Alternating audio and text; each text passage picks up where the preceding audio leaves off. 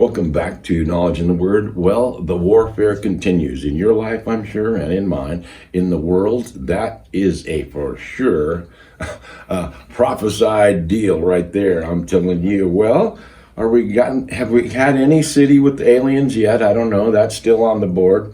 That's talked about also in Scripture. We'll cover that in the future and see.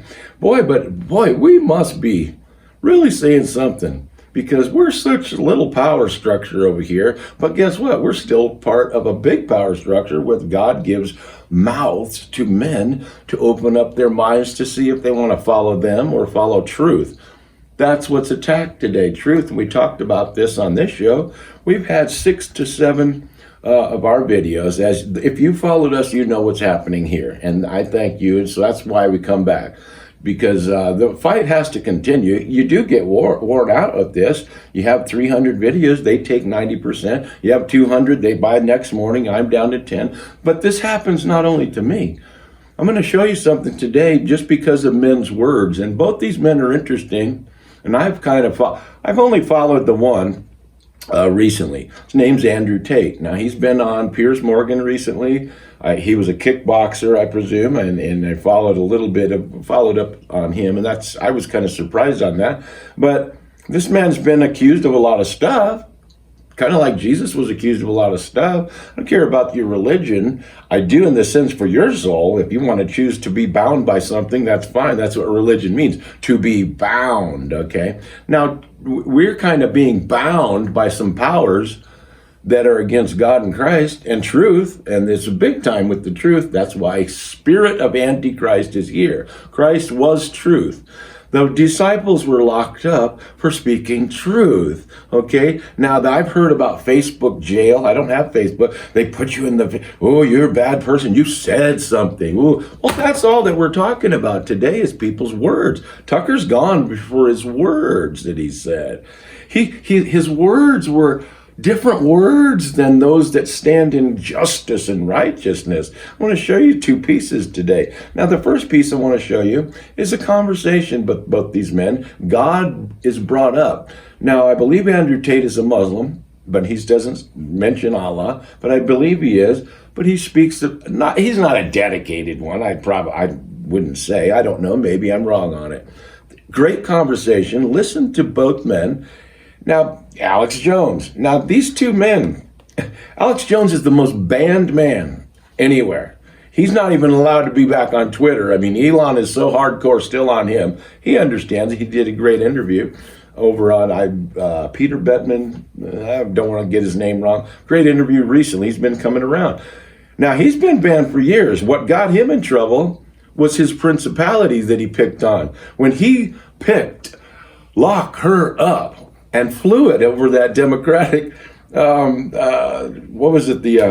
primary? Was it Democratic convention for her, lock her up. He's the one that came up with that. He hired them, and he's the one that snuck in and proved that Karl Rove was a little creepy working with the Republicans, and he proved that they were worshiping the golden owl or the Bohemian Grove. I showed that to my father years ago. He was astounded. That's 20-something years ago. So he's been off. He doesn't have his. Most banned man is going to speak to the most Googled man, this Andrew Tate. I'd like you to watch this, and you check this out, because they're talking about what we're talking about in the same sense. They don't like the powers that be, what these men are saying. The power of your words is so strong. So the difference is, and I want to bring this out, this show, we're just trying to tell you that's all that's coming. Mr. Babylon is dark. They're changing your money system. They want to do everything bad, evil, wrong to you. As a matter of fact, get rid of you, right? Georgia Guidestones, maybe they accomplished a lot of that. See, words are powerful. And this is a little part of it in the hour that we're living in.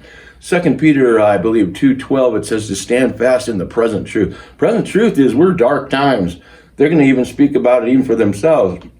We're all on the list.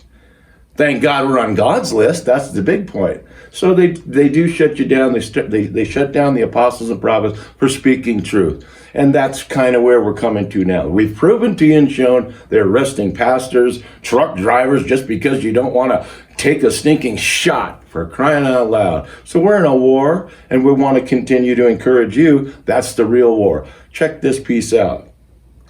I'm really concerned about false flags ahead of the midterms. We already see them cutting the power off all over the world. They said we're going to go big with environmentalism and power outages in the undercover video from Project Veritas about 8 months ago. We now see that happening. How do you see these control freaks striking back? Well, this is what's scary, is because power and energy is the absolute base for any country on the planet. If you don't have energy or power, you have nothing else. You don't have security, you don't have safety, you don't have food production, you don't have absolutely anything. So they're going down to the very, very core and very, very crux of humanity now. Once power outages start becoming a mainstream thing, it's not just about not being able to turn on your television. It's about crime. It's about people dying on the street. It's about emergency services. It's about food production. It's about so many more important things. And it's truly evil. But when you get insulated like these people are at the level they're at, completely insulated from the consequences of their own actions, they're prepared to sacrifice a few pawns in their own mind to try and win the chess game. And that's what they see us as. They see us as disposable and expendable. And yes, we're living in 2022. We're living in a society and a world which is very, very technologically advanced. There is no reason for anywhere to be running out of power. We've had electricity for long enough. And when that starts happening, to believe it's some kind of accident or coincidence is asinine.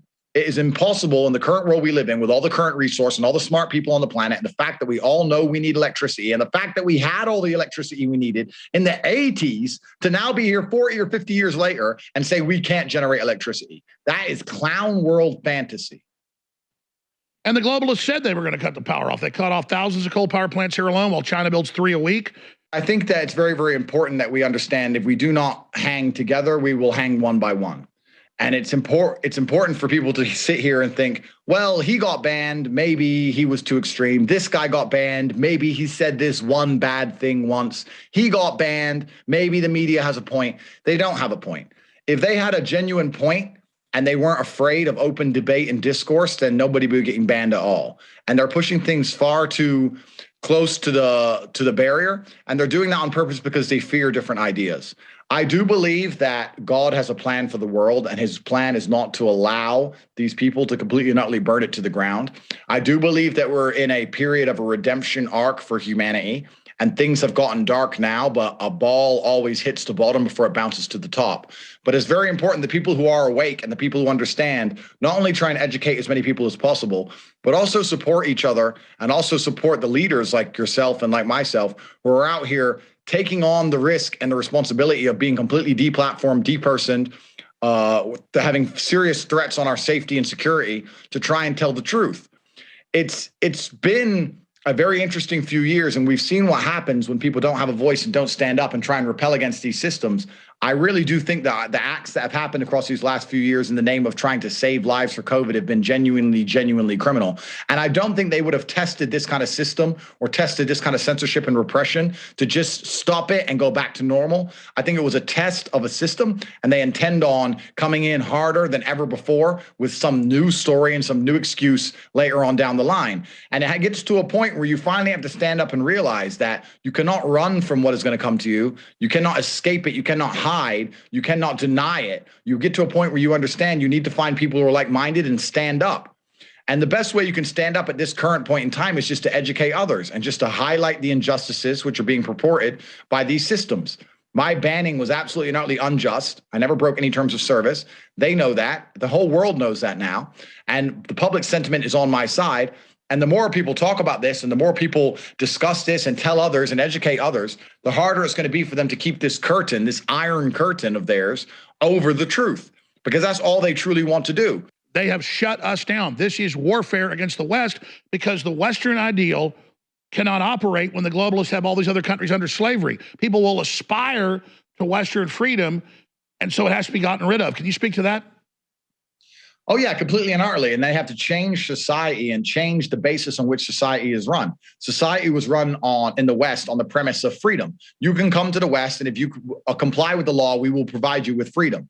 They've realized that, like you said, that doesn't give them enough control. And that's what tyrants are obsessed with. So they want to replace freedom with safety, because it's the only thing that people will accept their freedom being taken away for. We're going to take all your freedom away, but don't worry, you're going to be safe. You'll be safe from the common cold. You'll be safe from whatever else. So they're trying to destroy our freedoms and replace it with safety. Now, to replace freedom with safety, you need to convince people that they're in danger. How do you do that? Well, you either create a media spin and convince everyone the common cold is somehow deadly, or what you can do is you can cause blackouts, cause mass crime rates to increase, cause mass famine, and put people in danger for real. Because when they're in real danger and they're really scared, then they'll really sign up for safety. If there's only going to be one town in the whole state that has electricity, you're going to agree with whatever piece of paper they make you sign, whatever rules you have to agree to, you're going to agree to get in. And that's what they're trying to do. And they admit that. Club of Rome, Bilderberg Group, and its spokesperson, Klaus Schwab, WEF, says, we're going to get rid of the old system, that's the Great Reset, to build back better, and you're going to have a universal basic income with programmed tokens that tell you where and how and when you can spend that money. I mean, that is beyond the mark of the beast. Oh, absolutely, because if anybody understands the world, understands that every single system on the planet is absolutely and utterly corrupt.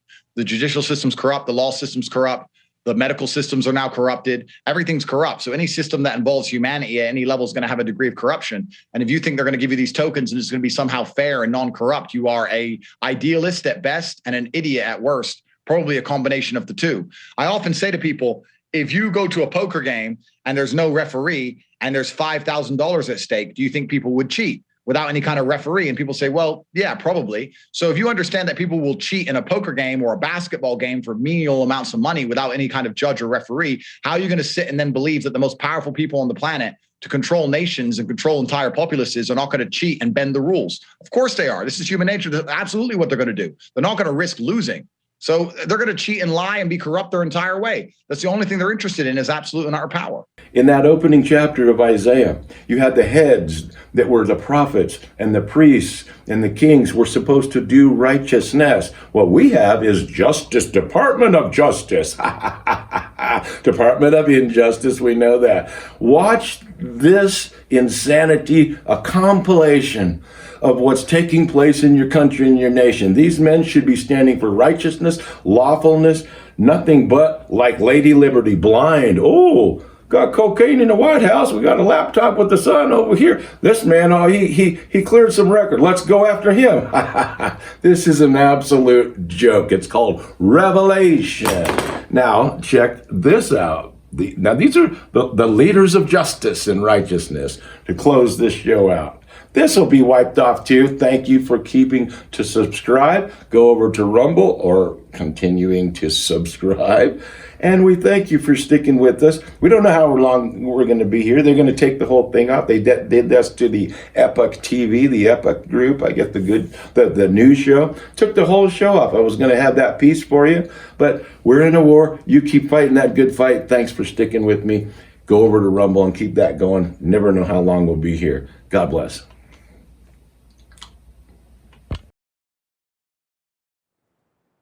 How many FBI agents or confidential informants actively participated in the events of January 6th? Sir, I'm sure you can appreciate that I can't go into the specifics of sources and methods. Did any FBI agents or confidential informants actively participate in the events of January 6th? Yes or no? Sir, I can't answer that. Did any FBI agents or confidential informants commit crimes of violence on January 6th? I can't answer that, sir. Did any FBI agents or FBI informants actively encourage and incite crimes of violence on January 6th? Sir, I can't answer that. Director Wray, does the FBI have confidential human sources? Did the FBI have confidential human sources embedded within the January 6th protesters on January 6th of 2021? Well, Congressman, as I'm sure you can appreciate, I have to be very careful about what I can say about when. Even now, because that's what you told us 2 years ago. May I finish? About when we do and do not, and where we have and have not used confidential human sources. But to the extent that there's a suggestion, for example, that the FBI's confidential human sources or FBI employees in some way instigated or orchestrated January 6th, that's categorically false. Did you have confidential human sources dressed as Trump supporters inside the Capitol on January the 6th prior to the doors being open? Again, I had to be very careful. It in should what be I a can no. Can you not tell the American people, no, we did not have confidential human sources dressed as Trump supporters positioned inside the Capitol on Gentleman's January time the has 6th? expired. You should not read anything into my decision Ms. not to share information Director Ray, about confidential human gentleman's sources. time has expired. Former Capitol Police Chief Stephen Sun reportedly has asserted that the protest crowd was filled with federal agents. Are you aware of his assertion? I am not. Would you agree with him that it was filled with federal agents on January 6th? I would really have to see more closely exactly what he said and get the full context to be able to evaluate it. How many agents were actually, agents or human resources were present in the Capitol complex and vicinity on January 6th?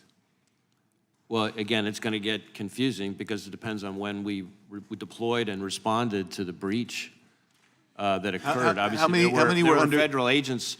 Sure. No, You're talking, and you and I both know what we're talking different things here. And please don't distract here because we're focusing on those who were there in an undercover capacity on January 6th. How many were there? Again, I'm not sure that I can give you that number as I sit here. I'm not sure there were undercover agents on scene.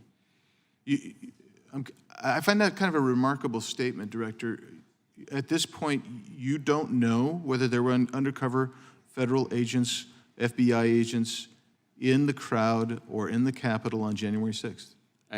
I say that because I want to be very careful. There have been a number of court filings related to some of these topics, and I want to make sure that I stick within what's in. I understand that, but I thought I heard you say you didn't know whether there were FBI agents or informants or human sources in the Capitol or in the vicinity on January 6th. Did I misunderstand you? I thought that's what you said. Well, I referred very specifically to undercover agents. Yeah. And so are you acknowledging then there were undercover agents? As I sit here right now, I do not believe there were undercover agents on scene, Any at least FBI assets? agents. Did you have any assets present that day in the crowd? When it comes to what you're calling assets or what we would call confidential human sources, that's a place where, again, I want to be careful, much as I said in response to an earlier question. There are court filings that I think speak to this that I'm happy to make sure we get to you, assuming they're not under seal. And that can better answer the question than I can as I sit here right now. How many individuals were either FBI employees or people that the FBI had made contact with were in the January 6th entry of the Capitol and surrounding area? So I really need to be careful here talking about where we have or have not used confidential human sources. Was there one or more? Was there one or more individuals that would fit that description on January 6th that were in or around the Capitol? I believe there is a filing in one of the January 6th cases that can provide a little more information about this, and I'm happy to see if we can follow back up with you. I just want an answer. Was there one or more? I mean, you would know if there was at least one individual who worked for the FBI who entered the Capitol on that day. I can't, again, I just can't speak to that here, but I'm happy to get the court filing that. Look, it's been I think 2 deals with this years, issue. and you're now come before us. The gentleman asks these questions, makes all kinds of insinuations, and you nod your head yes, and then I ask you simply, was there one or more? And you won't answer that. So I'm going to make the assumption that there was more than one, more than 5, more than 10, and that you're ducking the question because you don't want to answer for the fact that you had at least one.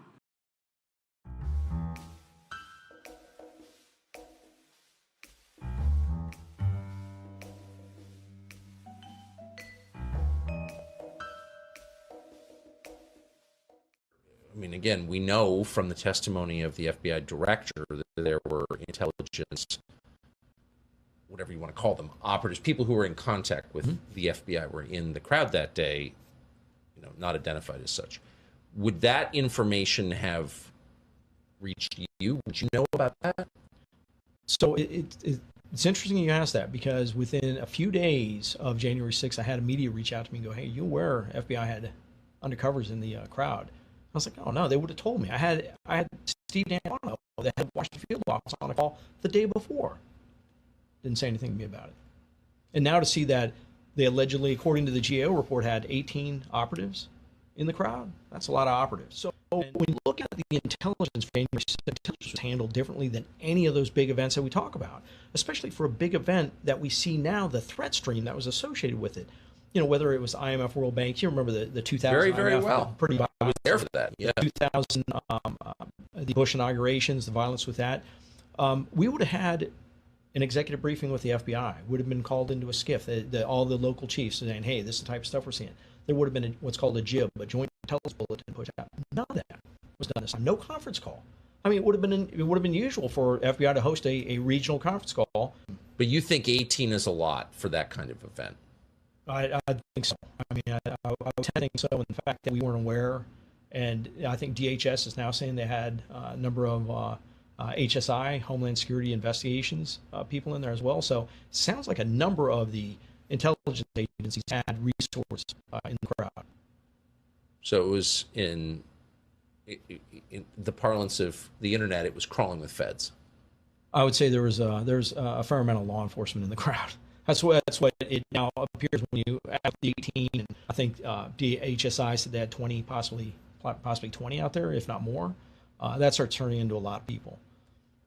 Have you ever seen anything like that before? No, I have not.